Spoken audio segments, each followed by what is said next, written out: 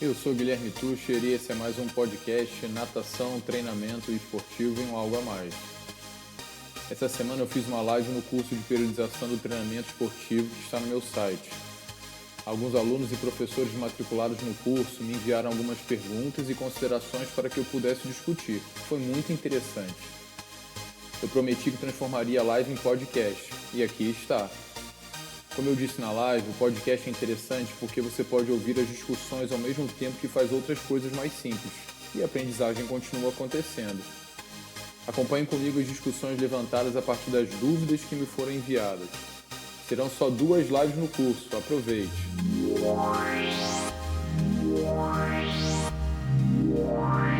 Eu agradeço a todos aqueles que enviaram as perguntas, a vocês que estão participando do curso. O curso só faz sentido se houver essa interação entre a gente.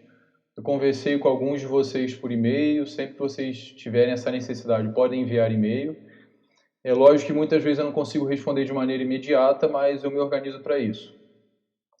Eu estou me organizando também para poder oferecer outros cursos aí no site, espero que em breve eles possam estar disponíveis para vocês.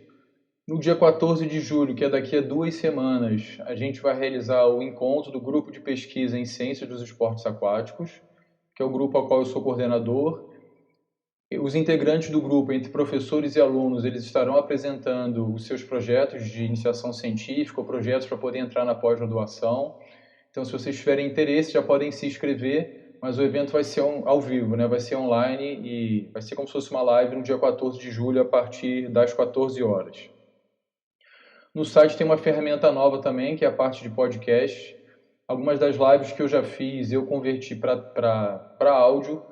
É uma ferramenta interessante, porque às vezes você pode estar fazendo outra coisa e ao mesmo tempo estar ouvindo aquelas informações, diferente de você estar obrigatoriamente tendo que olhar o vídeo, ou gasta mais bateria do celular, né, com o vídeo. O podcast é interessante nesse sentido. Eu, particularmente, quando vou andar com meus cachorros, coloco lá meus podcasts de inglês e eu acabo aproveitando o tempo para poder fazer as duas coisas ao mesmo tempo. Uma outra coisa muito importante é que vocês, na hora que vocês fizeram o cadastro, alguns de vocês não colocaram o nome completo, colocaram apelido ou só o primeiro nome. Então depois, por favor, volta lá na parte de cadastro, deve estar lá em perfil, e coloca o nome completo de vocês, pelo menos nessa parte, porque é o nome que vai sair depois do certificado. Se o seu nome ele não estiver completo, não estiver escrito corretamente, no certificado vai sair errado, tá bom? A live vai ficar disponível aqui no site, só no site, mas de qualquer maneira eu vou transformar essa live num podcast, então depois você pode ouvir, se você perdeu alguma coisa, tiver que sair mais cedo. Se algum amigo seu ou você não puder acompanhar a live até o final, a live vai ficar disponível aqui no site, nesse mesmo lugar do curso, e eu não vou deixá-la aberta para quem não estiver participando. E o curso pode ser feito a qualquer momento. Se daqui a 3 meses um amigo seu quiser começar o curso, ele pode começar, ele vai acompanhar, vai fazer todo esse processo, né, vai acompanhar todo esse procedimento. Ele só não vai ter a live ao vivo, mas ele vai poder acompanhar as discussões que a gente está fazendo agora. O nosso objetivo hoje aqui, então, é discutir sobre algumas das questões, algumas das dúvidas e perguntas que vocês me enviaram. Algumas delas, na verdade, não são perguntas, são talvez reflexões, são pontos para a gente discutir e eu espero resolver esses problemas de vocês. Então, a intenção principal do curso e a intenção dessa live é ajudar vocês a resolver os problemas de vocês. Vocês, enquanto estudantes, ou vocês, enquanto professores, na hora de aplicar esse conhecimento, a gente sabe que às vezes a gente fica travado, né? Falta alguma coisa para poder ajudar a gente e eu espero ajudar nesse sentido. Eu entendo que muitas vezes a gente tem uma barreira para poder estudar, a gente quer resolver os problemas da prática e muitas vezes entende que a teoria não pode ajudar, mas eu acho que a gente não deveria pensar assim. Na verdade, o pensamento que eu acho que a gente deveria ter é o seguinte: por que eu vou errar o que todo mundo já errou se eu posso acertar na primeira ou na segunda vez? O que tem por trás desse pensamento? Eu vou ler, eu vou ter contato com os autores que já estudaram o que eu faço agora, para que eu não tenha que cometer os mesmos erros que eles cometeram ao longo dos anos e eu acerte logo. Essa que é a intenção, para que eu acerte com o meu aluno lá na piscina, na quadra, no campo, na sala de musculação, com as crianças. A intenção é que a gente seja cada vez mais assertivo. E é por causa disso, então, que a gente precisa estudar. Eu tenho certeza que alguns conteúdos são mais maçantes, eles são muito teóricos, e a nossa tarefa, então, a nossa missão é tentar trazer essa discussão teórica para a nossa prática. A live de hoje ela vai ser dividida da seguinte maneira. Eu tenho aqui basicamente 7 perguntas, e eu escolhi essas 7 perguntas porque eu acho que elas são interessantes para a nossa discussão, e eu espero alcançar as expectativas de vocês. É muito difícil falar olhando para uma tela de computador, né, sem olhar para as pessoas, saber como elas estão percebendo aquilo que eu estou falando e a gente poder interagir de forma imediata. Eu espero que para a segunda live, que vai ser no dia 15, eu consiga colocar um chat no próprio site para que a gente possa interagir melhor, mas vamos aproveitar o que a gente tem, tá certo? Vamos lá. A primeira pergunta, a primeira questão é da Milena Ribeiro Couto. Eu acho que eu não conheço a Milena, desculpa Milena se a gente se conhece. E a questão dela foi sobre uma das perguntas que tinha lá nas atividades de fixação da aprendizagem, que era para marcar V ou F. E a questão é a seguinte: a resistência anaeróbica pode ser entendida como a capacidade que permite sustentar o maior tempo possível uma atividade física em condições de débito de oxigênio. Ela tinha ficado na dúvida por causa dessa expressão, o maior tempo possível. Quando ela leu essa expressão, maior tempo possível, ela pensou logo numa condição aeróbica, numa condição de maior duração. Mas é importante a gente entender que essa longa duração ela é proporcional à intensidade do estímulo. Se eu tenho um estímulo que ele é muito intenso, por exemplo, se a velocidade de execução ela é muito grande, a tendência é que essa duração, mesmo que máxima, seja menor. Se a intensidade ela é menor, eu vou conseguir produzir mais exercício, produzir energia por um tempo maior. Aí, em cima disso, a gente tem uma discussão que é bacana, que é a seguinte. Se a gente for resumir os sistemas de fornecimento de energia, a gente pode pensar que cada sistema tem uma condição de potência e uma condição de capacidade de produção de energia. Então, se a gente tem o sistema anaeróbico alático, o sistema anaeróbico lático e o sistema aeróbico, eu vou ter uma condição de potência e capacidade alática, eu vou ter uma condição de potência e de capacidade lática e uma condição de potência e de capacidade aeróbica. Na prática, como é que isso funciona? Eu vou entender que a potência é o máximo de energia que um sistema pode produzir. Se é o máximo de energia, como eu falei anteriormente, dá a entender que a duração ela é breve, a duração ela é menor. A capacidade de um sistema é o máximo de energia que ela pode produzir num grande tempo. Então eu tenho que a potência anaeróbica alática seria a potência máxima de todos os sistemas. É o máximo de energia que eu consigo produzir numa unidade de tempo. Mas qual o problema disso? Ela dura pouco tempo, cerca de 1 segundo. Por outro lado, eu tenho uma condição de capacidade aeróbica, que é o metabolismo aeróbico. Como o termo capacidade significa maior tempo de produção de energia, a gente tem provas aí, distâncias competitivas de 24 horas, de 14 horas de prova. Então, isso que a gente tem que levar em consideração. Por trás disso, o que a gente tem então? Que o metabolismo anaeróbico lático, a potência dele é de mais ou menos 1 segundo e a capacidade é de mais ou menos aí de 10 a 15 segundos, certo? Então, se eu tenho um estímulo que dura por volta de 1 segundo, é a potência, sempre no máximo, é a potência alática. Se eu tenho um estímulo que dura aí por volta de 10 a 15 segundos, eu tenho a capacidade alática. Se eu tenho um estímulo a partir de 15 segundos, ali por volta de 15, 20 segundos, eu começo a exigir cada vez mais da potência lática, porque eu estou mudando do sistema alático para o sistema lático.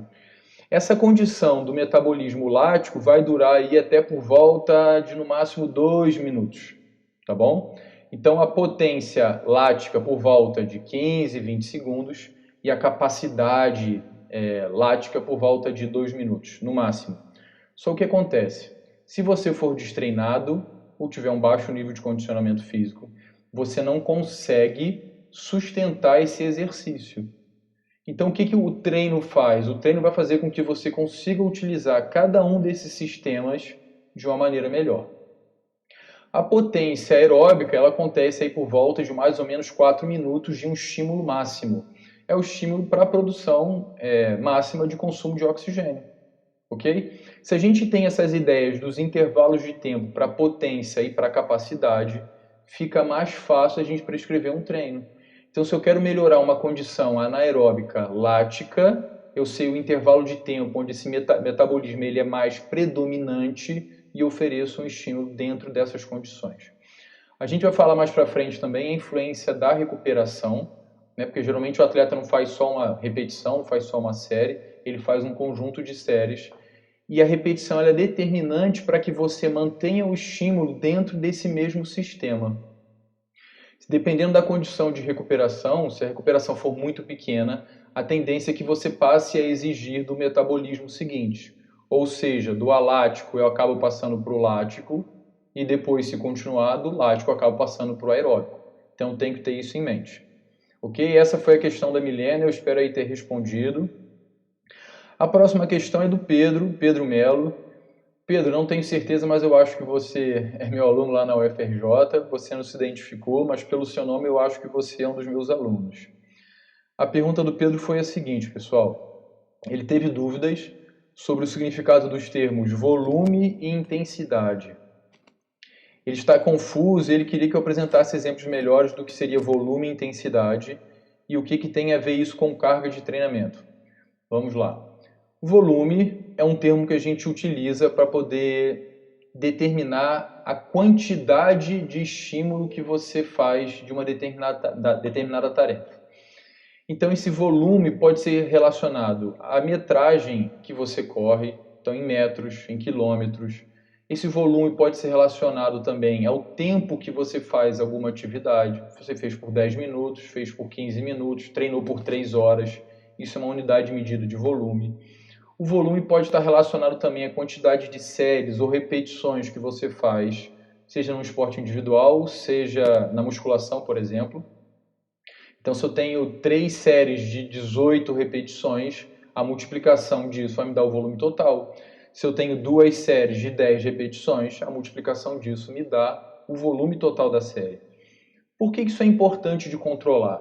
Porque ao longo da periodização, eu tenho que manipular esse volume e a intensidade que a gente vai falar daqui a pouco para que o estímulo seja adequado. Não sei se vocês vão lembrar, mas tinha lá um dos vídeos que falava sobre os princípios do treinamento esportivo, que é até uma das perguntas que surgiram aqui. E o princípio da interdependência volume-intensidade fala para a gente o seguinte: quanto maior o volume, proporcionalmente a tendência é que a intensidade seja pequena. Então, se eu tenho um tipo de estímulo que o atleta tem que fazer na sala de musculação, por exemplo, 4 séries de 10 repetições, ou um outro estímulo que vai fazer 2 séries de 10 repetições, em princípio, esse treino com menor volume ele consegue ser mais intenso. A gente não pode ter certeza ainda, como eu falei anteriormente, porque depende da recuperação que você oferece entre essas repetições. Então, matou aí volume. Intensidade. A intensidade, geralmente a gente vê nos livros se relacionando à qualidade do que você faz. Então, enquanto o volume está relacionado à quantidade, a intensidade está relacionada à qualidade. Por que se utiliza o termo qualidade? Porque, na verdade, os estímulos que são mais responsáveis por uma mudança de adaptação são aqueles relacionados com a intensidade. Ok? De forma prática, o que é intensidade? A velocidade com que você corre, com que você nada, a quantidade de peso, de quilogramas que você levanta lá na série de musculação, a frequência gestual que você tem numa determinada atividade. Por exemplo, eu posso nadar com uma frequência de braçada pequena, uma frequência de braçada grande. Isso também está relacionado à intensidade do estímulo. Dependendo do que eu quero oferecer como estímulo de treino, esse volume e essa intensidade tem que estar num nível ótimo e coordenados com a recuperação. Como eu falei anteriormente, quanto menos você descansa, há uma tendência de você exigir mais da capacidade do sistema do que da potência do sistema. Então, por exemplo, se eu quero um estímulo que desenvolva muito mais a potência anaeróbica alática do que a capacidade alática, eu preciso ter aquele estímulo extremamente breve, forte e intenso e oferecer um grande tempo de recuperação. Se esse tempo de recuperação não for suficiente, o substrato energético ele não é restaurado na célula muscular e você acaba utilizando as outras vias para poder ajudar. Se eu quero desenvolver um estímulo de potência anaeróbica lática, ok, para a produção de lactato, eu vou entender que eu vou ter o estímulo máximo, depois eu tenho que oferecer recuperação. Senão eu deixo de treinar a potência e passo a treinar a capacidade lática e não é isso que a gente quer. A relação entre esse volume, essa intensidade e a recuperação vai determinar a carga de treinamento que você está oferecendo ao seu atleta. E essa carga de treinamento que a gente chama de carga externa. Diferença entre carga externa e carga interna. A carga externa é aquilo que a gente prescreve. Eu quero que meu atleta faça 10 de 100 descansando 60 segundos. Tá bom? Essa é a carga. Se eu tiver diferentes atletas executando essa carga de treinamento, a gente precisa entender que, como eles são diferentes, o efeito desse tipo de estímulo, desse tipo de treinamento vai ser diferente para eles também. Então, a carga interna está relacionada à maneira como eles se comportam em função da carga externa. Se eu quero, então, ao longo do meu macrociclo, manipular esses estímulos de carga, eu vou estar, na verdade, manipulando essas três variáveis: volume, intensidade e recuperação. Se eu quero transformar uma carga numa carga mais intensa, por exemplo, aqui como eu falei, são 10 séries de 100 metros descansando 60 segundos. Se eu quero de alguma maneira exigir mais, vamos dizer que a velocidade seja 70% do máximo, que essa é a intensidade, né? 10 de 100 dá 1000 metros, isso é volume. A intensidade, 70% do máximo. A recuperação, 60 segundos. Se eu quero mudar essa carga, eu posso, por exemplo, ao invés de fazer 10 de 100, o atleta pode fazer 15 de 100. Eu mudei a carga por meio da modificação do volume. Uma outra maneira seria, ao invés de fazer 10 de 100, ele poderia estar fazendo 5 de 200. Também modifiquei, mantendo a mesma intensidade, mantendo a mesma recuperação. Eu modifiquei a carga de treinamento. Eu posso fazer 10 de 100, ao invés de com uma intensidade de 70% do máximo, eu poderia fazer 80% do máximo. Modifiquei a carga, modificando a intensidade, a velocidade que ele estava nadando.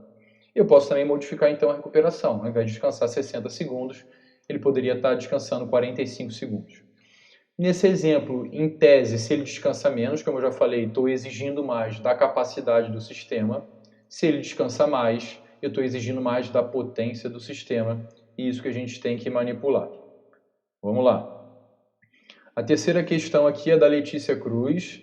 A Letícia está fazendo o mestrado dela em Educação Física na Universidade Federal de Juiz de Fora. Obrigado bastante pelo envio da sua pergunta, tá, Letícia?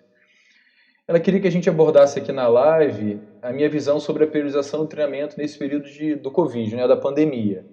Aí a primeira questão dela foi: o que devemos considerar ao montar um planejamento nesse momento?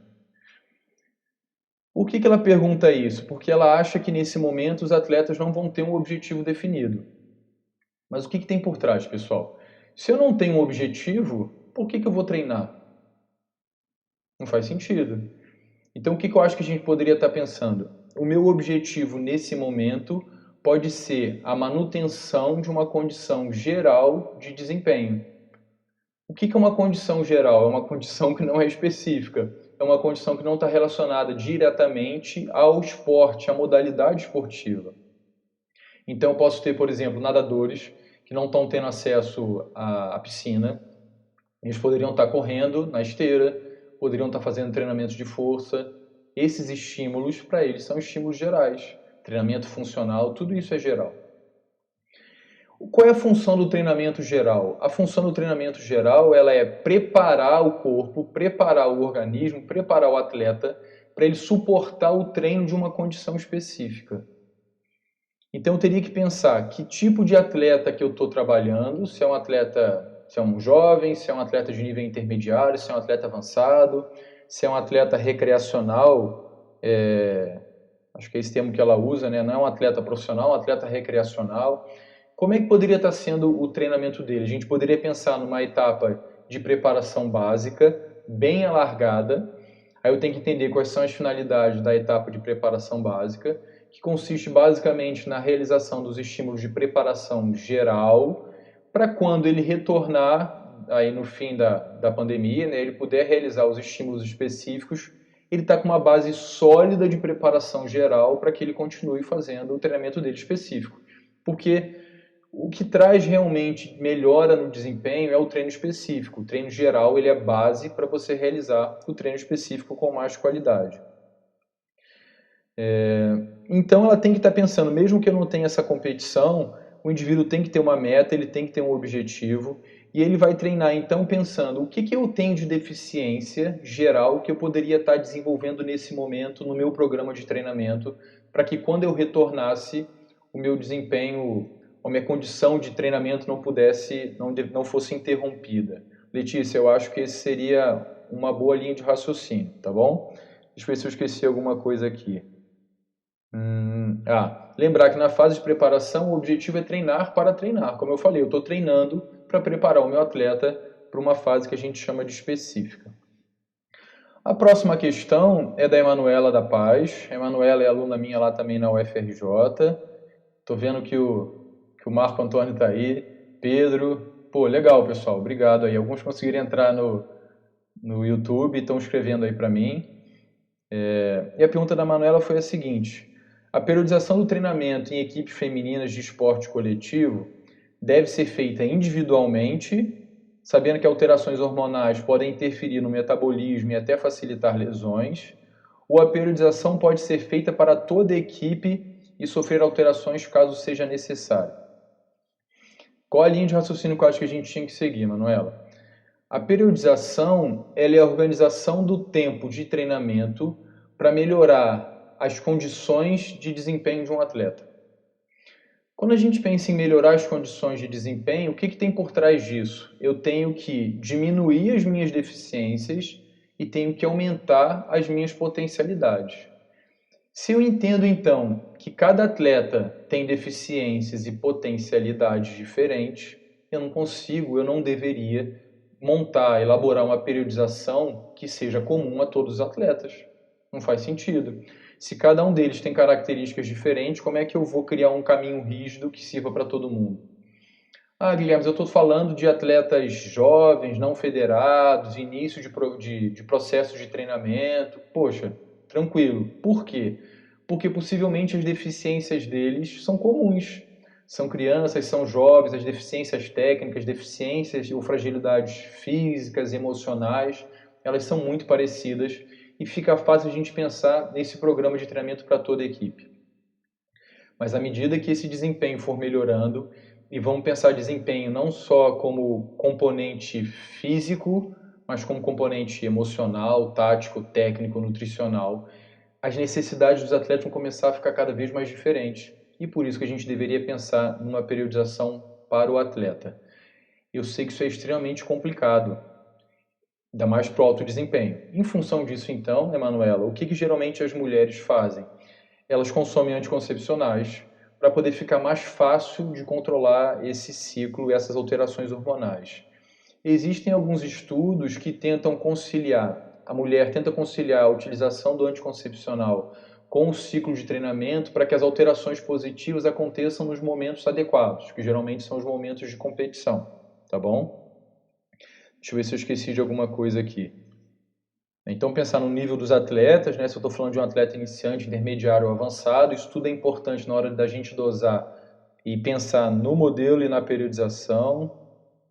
E outra coisa bacana é a seguinte: nos esportes coletivos, o que a gente precisa é do desenvolvimento ótimo das capacidades motoras. Diferente do esporte individual, que a gente precisa do desenvolvimento máximo das capacidades motoras. Pô, Guilherme, que diferença é essa? Que maluquice é essa? No esporte individual, se a gente for pensar na natação e no atletismo, por exemplo, vence aquele indivíduo que tem a maior velocidade média. Então ele tem que ser o mais rápido possível. Não interessa se ele vai ter uma prova de 100 metros raso, uma prova de 50 metros nado livre, ou se ele vai fazer uma maratona aquática de 10 km ou vai correr a maratona. Ele tem que, no final, ser o mais rápido possível. O indivíduo lá do levantamento de peso olímpico, ele precisa ser o mais forte de todos. Diferente de um atleta do esporte coletivo. Não adianta ele ser o mais veloz de todos, o mais forte de todos ou o mais resistente de todos, se essas manifestações das capacidades motoras não se relacionarem com a modalidade deles. Outro ponto, nos esportes individuais nós temos movimentos que geralmente são cíclicos. Então você se condiciona à manutenção da produção de força dentro daquela repetição. No esporte coletivo, por sua vez, a gente tem situações intermitentes, atípicas e imprevisíveis, e o atleta precisa ser mais global para poder ter um excelente desempenho dentro da modalidade. Ok, pessoal? Marcos, se você puder escrever aí para mim como é que tá, para me dar um feedback. A questão 5 é do Isnael. Na verdade, eu conheço ele como Mano, né, que é o apelido dele. Ele é de Garanhuns, não sei se estou falando certo, mano, que é de Pernambuco. É uma cidade que, Alan, eu acho que é do tamanho da nossa cidade aqui, que tem mais ou menos 100 mil habitantes. E a questão dele é a seguinte: com o avanço aí das mídias, né, das redes sociais e essa procura por atividade física, a pergunta dele é, pô, Guilherme, como é que a gente pode fazer essa periodização para poder prescrever treino para o indivíduo que está longe da gente? Ele seguindo legal, Alan? Obrigado, obrigado, Marco. Como é que a gente vai fazer essa periodização, esse treinamento para poder acompanhar e um atleta que está longe da gente, né, que a gente não pode saber exatamente o que ele está fazendo? Eu acredito, mano, que é justamente essa periodização que vai permitir que essa distância seja superada. Por quê? Porque o seu treino vai ser programado, o atleta precisa entender que ele é corresponsável pelo processo de treinamento, ou seja, ele não tem que só executar o treino sem entender o que está acontecendo, ele tem que entender o que está acontecendo, ele tem que entender da periodização, ele tem que discutir a periodização com você, ou o seu planejamento, e é isso que vai fazer com que tudo dê certo. Algumas estratégias que ele pode estar utilizando é, por exemplo, pedir para um amigo filmá-lo fazendo exercício, nadando, correndo, saltando, lá na sala de musculação, para que você venha fazer eventuais correções técnicas, né, correções de movimento, de amplitude. Se for fazer realmente a filmagem, é importante entender que cada plano de observação percebe um movimento de maneira diferente, então deveria tentar filmar esse seu aluno e seu atleta por diferentes planos, para poder pegar os planos e eixos. Ele também pode utilizar alguns aplicativos, alguns softwares, né, para controle de treino, como o Training Peaks. A gente teve uma experiência muito importante, muito interessante com o Training Peaks com o triatlon. É uma ferramenta que o atleta consegue colocar ali todas as ferramentas, todas as percepções do treino. É interessante até como uma forma de controle da carga interna. Então eu acho que dá muito certo, mano. Tem que ter contato direto com esse atleta, com esse aluno, senão fica perdido. Uma outra questão que ele levanta é que ele trabalha com diferentes níveis de aprendizagem e domínio técnico na natação. Então ele fala assim, ó, trabalho com iniciação, aprendizagem, avançado e treinamento em 2 clubes lá da cidade dele. E ele fala uma coisa que é real, que para organizar essa aula em alguns momentos é extremamente complicado. Afinal de contas, nós temos indivíduos com necessidades diferentes. E a gente deveria ter um grupo mais homogêneo possível. E ele queria que eu desse minha opinião, né? O que ele poderia estar fazendo para poder tentar superar essa dificuldade, essa barreira que ele encontra. Mano, eu vou passar para vocês 2 mundos aqui. Aquele mundo ideal, aquele mundo real, o ideal, o mundo utópico que todo mundo gostaria de ter. Nesse mundo, a gente deveria tentar tornar os alunos, dentro de uma mesma turma, o mais homogêneos possíveis. É lógico que isso é muito difícil, porque você vai pensar homogêneos em relação a quê? A capacidade cognitiva, técnica, física, emocional. Então, assim, a gente sempre vai ter algumas diferenças, divergências nas habilidades dos alunos. Então, entenda que isso é normal e eu tenho certeza que você sabe pela sua experiência. Mas, por outro lado, se a gente conseguisse diminuir essa diferença o máximo possível, já ajudaria para a gente na melhor condução da aula. Legal. O que eu acho que a gente poderia fazer? A gente precisa provar para os alunos e para os gestores que se esses alunos estiverem em aulas específicas para as necessidades deles, eles serão melhores atendidos. O gestor não é à toa, ele está preocupado, é lógico, com a quantidade de alunos que tem na aula, que tem no seu clube, porque isso vai fazer com que você precise estar ali. Mas muitas vezes o gestor não tem essa ideia. Então, se a gente conseguir, de alguma forma, convencê-lo pela realidade do programa, pela sua programação, que se os alunos, os atletas estiverem divididos em turmas diferentes, com turmas mais homogêneas, eles vão aprender mais, vão ficar mais satisfeitos. Se a gente estiver falando dos pais, dos responsáveis, eles vão ver que as crianças estão sendo melhor atendidas. Tudo isso vai fazer com que ele repense a ideia da gente confundir e misturar todos os alunos numa mesma aula. Uma outra ideia que é interessante, mas eu não sei se é possível para você, seria você conseguir estagiários para que eles te ajudem na condução dessas aulas. E quando eu digo ajudar, seria realmente ajudar, né?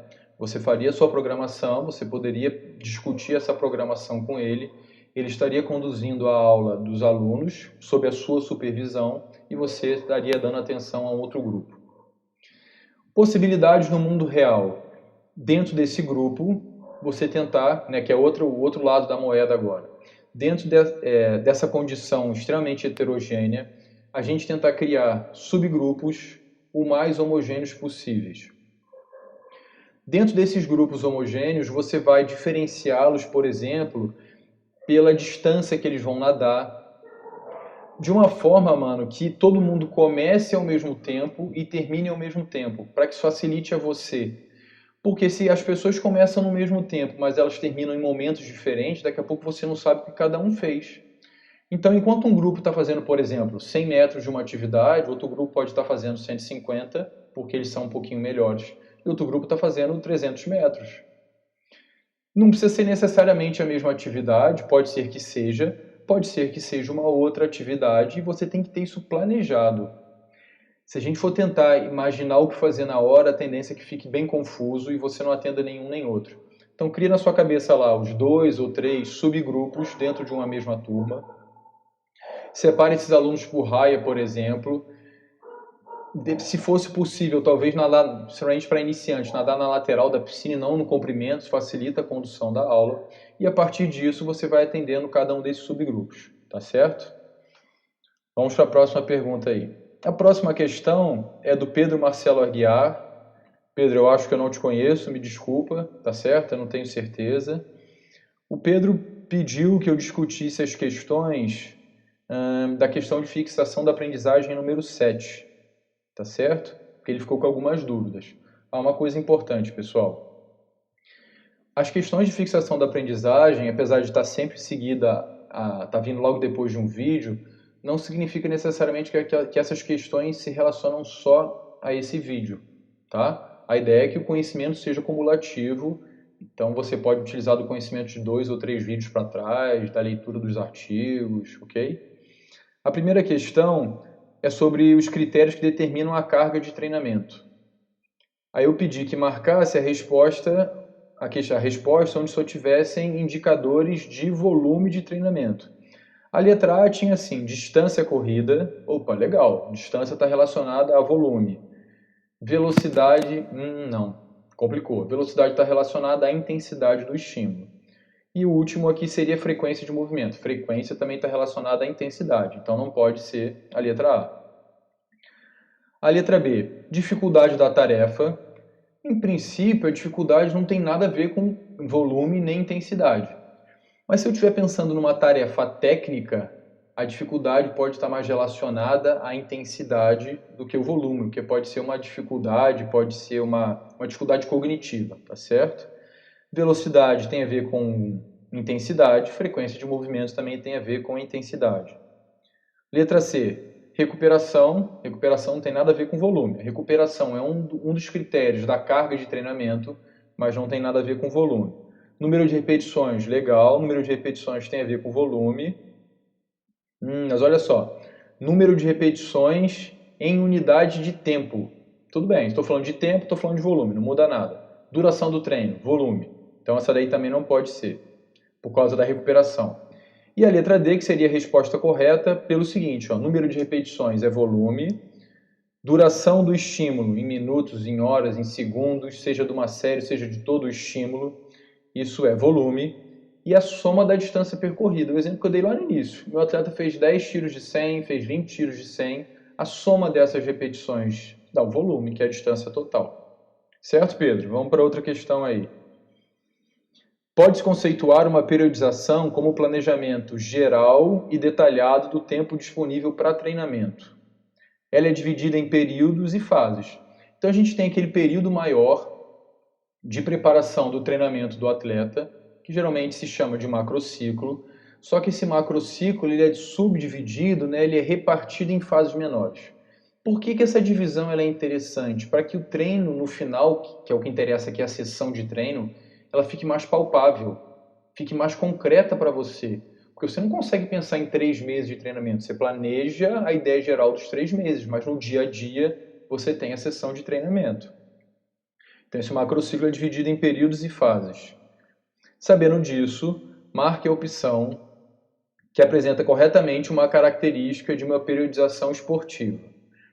Letra A. O microciclo de treino é a maior unidade funcional de uma periodização. Não. A maior unidade funcional de uma periodização é o macrociclo. Macrociclo, mesociclo, microciclo, sessão de treinamento, tá bom? Da maior para menor. Seus períodos e fases objetivam a aquisição, a manutenção e a perda da forma esportiva. Essa é a resposta correta, que é a letra B. Qual é a ideia de uma periodização independente de qual for? Eu vou adquirir uma condição de desempenho que em princípio eu não tenho, física, emocional, técnica, tática. Eu vou adquirir essa condição, eu vou ter que mantê-la durante um determinado tempo, geralmente esse período de competição, que depende de modalidade para modalidade, mas depois, invariavelmente, eu vou ter que destreinar. Esse destreino pode acontecer de um macrociclo para o outro, ou pode acontecer de uma temporada para outra, vai depender da duração do seu macrociclo. Esse período de perda da condição a gente chama de período de transição. Então, por exemplo, se eu tenho um macrociclo de 3 meses, e depois eu vou começar outro macrociclo de 3 meses, e você julga que é necessário uma recuperação entre esses 2 macrociclos, há um momento de perda da condição, que é o período de transição. Se por outro lado você acredita que você deve juntar esses 2 macrociclos, porque isso vai te levar a uma melhora no desempenho, você não tem perda da condição esportiva, porque você não ofereceu o período de transição. Mas, invariavelmente, em algum momento, a transição vai ter que acontecer. E você, então, vai perder a condição esportiva. Tá certo? A letra C. Os mesociclos têm características comuns e se repetem ao longo de todo o macrociclo de treinamento. Não. O macrociclo é o meu objetivo maior. A última pergunta dele, que é a questão número 3, da questão de fixação da aprendizagem número 7, é a seguinte. Existem vários conceitos que sustentam as metodologias de periodização existentes na literatura. Sabendo disso, o treinador esportivo deve reconhecer que a maior parte das metodologias existentes na literatura foram formuladas para esportes individuais. Isso é verdade, tá certo? O esporte individual sempre foi o carro-chefe, porque geralmente se pensa em esportes olímpicos. Isso é até verdade, pessoal, que a gente tem aquele exemplo de que há muitos anos atrás, o futebol e o voleibol eram treinados, por exemplo, com características de atletismo. Então os atletas do voleibol ficavam correndo em volta da quadra e os jogadores de futebol também ficavam correndo em volta da quadra, porque era assim que se treinava no atletismo. Depois, com a melhora dessa percepção do que é treino geral, treino específico, começou-se a se perceber que, beleza, esse treino em volta do campo pode ser interessante para um atleta de futebol, mas isso é um condicionamento geral, não é condicionamento específico. E para um atleta de voleibol, onde os estímulos são extremamente curtos e a pausa geralmente é média a grande, seria um estímulo que não faz sentido nenhum, nem na fase de preparação geral, tá bom? Então essa questão está certa. A próxima. Como um atleta não se mantém em forma o ano todo, o ciclo anual é dividido em várias fases. Perfeito, e a gente acabou de falar isso na questão anterior também. Eu vou melhorar minha condição esportiva, vou competir e vou destreinar. Vou melhorar minha condição esportiva, vou competir e vou destreinar. E esse destreino ele é até interessante, é como se fossem as férias dos atletas. É interessante com a recuperação física, recuperação emocional, tá bom? A terceira opção que está errada fala o seguinte: o período de preparação básica nos esportes coletivos, que na verdade é pré-temporada, é extremamente longo devido à sua importância no rendimento futuro do atleta. Não. Geralmente, infelizmente, em função do calendário de competições, o momento lá que a gente chama de pré-temporada nos esportes coletivos ele é curto. É lógico que isso depende do nível do atleta, depende da modalidade esportiva, mas via de regra ele é curto. e depois o próprio processo de preparação acontece dentro do que a gente chama de temporada. O que o treinador tem que dosar e tem que entender? Para as condições da minha equipe e para os adversários, para a ordem de confronto com os adversários, como que eu vou dosar os estímulos? Quando que eu vou oferecer as recuperações? Quando que eu vou usar a competição como treino? Porque às vezes aquela equipe é mais fraca do que a minha, ou eu posso perder, posso me dar o luxo de perder, e o treinador tem que saber dosar essas diferenças. E a última opção aqui seria, no futebol, grande parte do desenvolvimento físico é realizado já durante a fase competitiva. Verdade, e tem a ver com o que a gente acabou de falar agora. A última questão, já está acabando, pessoal, é a do Marcos Vinícius Sampaio Pérez. O Marcos é aluno meu lá na UFRJ, amigo do Marco, que está aí com a gente também. Ele é integrante do grupo de pesquisa, vai apresentar o projeto dele no dia 14, como eu falei para vocês. E ele pediu que eu explicasse a interdependência, o princípio do treinamento esportivo chamado interdependência, volume e intensidade. Essa foi a primeira questão dele. Interdependência significa que tem algum tipo de dependência entre essas duas variáveis. O volume, como a gente falou, é a quantidade do que você vai fazer, e a intensidade, a velocidade ou a carga, né, em termos de peso que você vai levantar numa determinada atividade. Vamos pensar o seguinte: se eu tenho que correr uma grande distância, e essa grande distância depende do condicionamento físico de cada um, mas se eu tenho que percorrer uma grande distância, dificilmente eu vou conseguir percorrê-la no meu máximo. Tá certo? Então, quanto maior o volume, há uma tendência de que a intensidade, para suprir ou para cumprir essa atividade, a tendência é que a intensidade seja menor. E a mesma coisa vai acontecer ao contrário. Quando a intensidade ela é maior, quando a intensidade é muito grande, eu não consigo sustentar esse estímulo por muito tempo. Então, automaticamente, a tendência do volume é diminuir. Como que é a aplicação desse princípio na periodização, no treinamento? No início do macrociclo, a gente dá mais importância ao volume de treinamento. E na fase de preparação básica, eu vou paulatinamente aumentando o volume de treinamento. Se nessa etapa eu dou mais importância ao volume de treinamento, quase que obrigatoriamente a intensidade ela é pequena. Não significa, pessoal, que a carga de treinamento ela é baixa, porque eu posso ter um estímulo muito volumoso e isso no final faz com que a carga seja boa, que a carga seja extrema até. Tá certo? Lembra que a gente falou, a carga é volume, intensidade e recuperação. Quando eu faço a minha transição da fase de preparação para a fase de preparação específica, a tendência é que eu comece a diminuir o meu volume de treinamento, porque é justamente nessa fase que os estímulos têm que ser mais específicos. E os estímulos específicos tendem a ser mais intensos. Mas para que esses estímulos sejam intensos, a duração das repetições, o volume das repetições tende a ser menor e o volume global do treino também tende a ser menor. Senão, não conseguiria manter aquela intensidade, ok? Outra coisa que ele pediu que eu fizesse seria explicar a ideia que eu dei de exemplo para cada uma das fases da periodização, né? Fase de preparação geral, preparação específica e de competição. E eu fiz a seguinte analogia. Eu vou treinar para ter condições de treinar, depois vou treinar para ter condições de competir. Então vamos lá. Fase de preparação geral. Eu vou dar uma base para que o indivíduo consiga desenvolver as condições específicas. Porque o que melhora é a condição específica, é treino específico. Ou seja, então, eu estou preparando o meu atleta para treinar. Eu estou treinando para conseguir treinar mais intenso. Eu estou desenvolvendo a condição aeróbica, a condição básica, para depois conseguir fazer a condição intensa anaeróbica com mais qualidade. Se eu não tiver uma boa base de treinamento, eu não consigo fazer o que é específico. Então, fase de preparação geral, eu treino para conseguir treinar na fase específica. Por outro lado, na fase de preparação específica, eu vou treinar, eu vou desenvolver o máximo as minhas condições específicas para que então eu possa competir.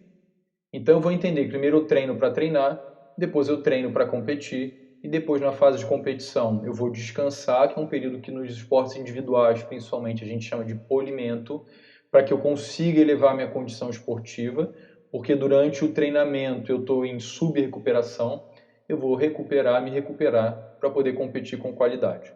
Certo, Marcos? A outra questão que ele fez é a seguinte: Num dos vídeos eu falo que devemos identificar se o atleta está próximo daquilo que a gente considera ótimo para o desempenho. Aí ele faz a seguinte pergunta: Guilherme, como é que eu vou determinar se meu atleta está perto do que eu considero ótimo, do que eu considero ideal? Mas ele mesmo responde: são com os testes? Sim, Marcos. Eu vou utilizar de testes, de avaliações, né, para poder saber até que ponto o atleta está próximo ou não daquilo que eu achava que ele deveria estar, daquilo que ele deveria ser. Aí que tem uma reflexão importante para a gente. Muitas vezes na educação física a gente testa, mas a gente não avalia.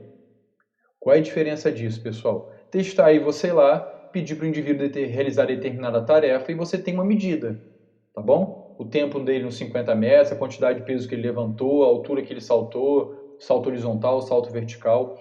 Mas se eu não julgar esses valores, na verdade eu não avaliei. É o julgamento desses valores para a época que eu estou do meu treinamento, para o quão distante ou próximo que eu estou da competição, que vai fazer com que esses valores tenham uma real significância para mim. Então lembre-se sempre disso. Eu tenho que testar, depois eu tenho que avaliar esse meu atleta. Essa avaliação ela tem que ser feita em conjunto com ele, se você tiver uma comissão técnica, junto com a comissão técnica também. Vou tentar dar um exemplo para vocês de um estudo que eu publiquei. A gente tinha lá os nadadores e dividimos o treinamento em fase de preparação básica, preparação específica e depois período de competição.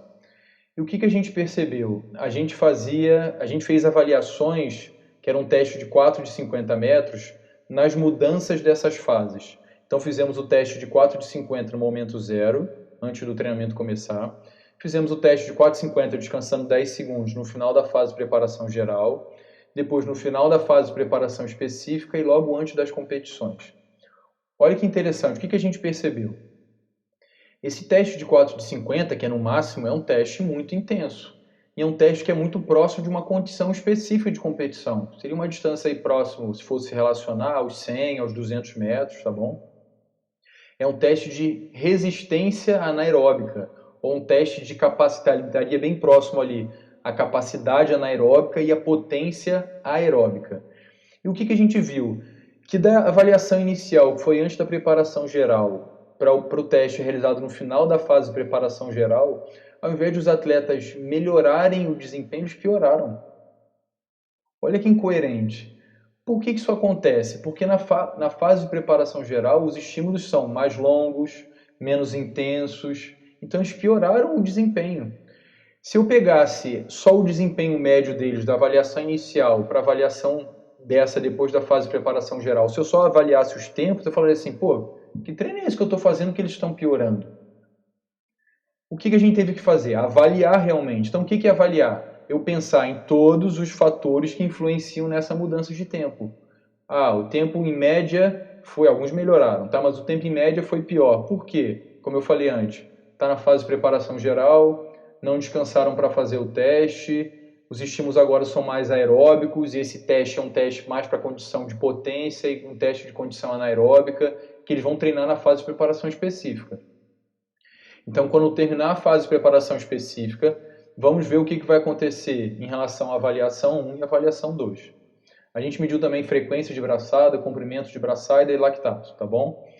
Quando foi no teste no final da fase de preparação específica, todas essas variáveis melhoraram.